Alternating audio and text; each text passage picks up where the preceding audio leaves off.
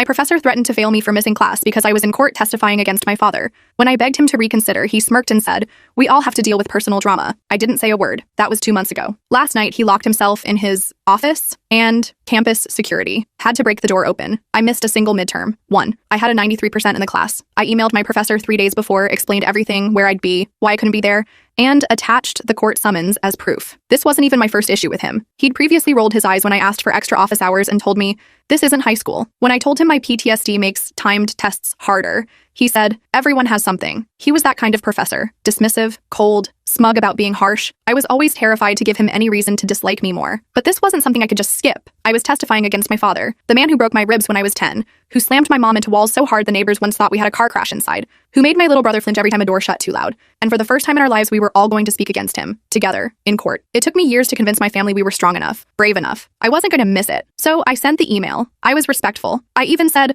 "I'll take a 0 if I have to. I just wanted to ask." He replied with, "We all have to deal with personal drama. If you miss this test, I will be forced to fail you from my class." That was it. No, sorry to hear that. No reschedule, no acknowledgement.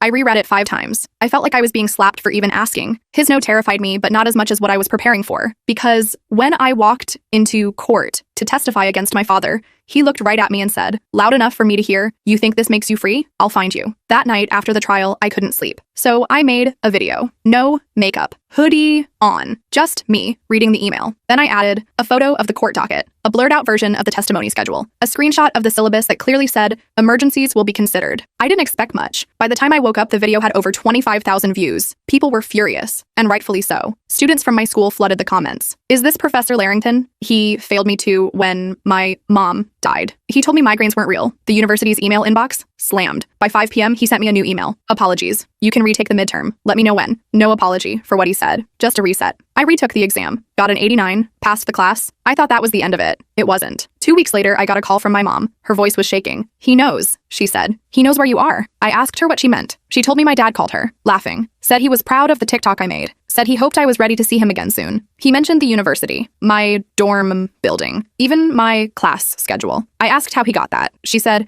"He said a professor gave it to him." My heart stopped as I realized I knew exactly which professor contacted him. I quickly filed an incident report. They escalated it to admin. My lawyer called the courthouse, confirmed it. My dad had posted bail. He was out. And now he knew where I was. Because the same man who punished me for testifying gave him a map back to me. I haven't slept since. I have a friend sleeping on my floor. I don't go anywhere alone. I've got pepper spray in every bag, a makeshift alarm on my door, and a security app on my phone. The university says they're investigating. I've since posted an update video. I told people what happened and blurred names. But the comment section exploded. People were outraged, DMing the university, sharing the story, tagging